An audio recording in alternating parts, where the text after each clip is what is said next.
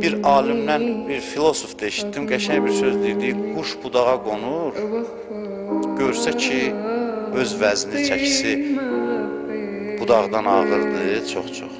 Budaq qırıla bilər, stres keçirtmir ki, quş, çünki qanadları var, uçacaq.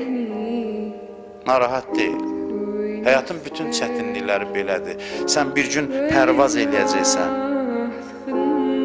və yadından çıxacaq ki, o dərdlər var deyə problemə çevirmişdir. Ruh bədəndən çıxan kimi heç ağrısı qalmayacaq canında. Heç nə, heç elə bil sən əziyyət görməmsən.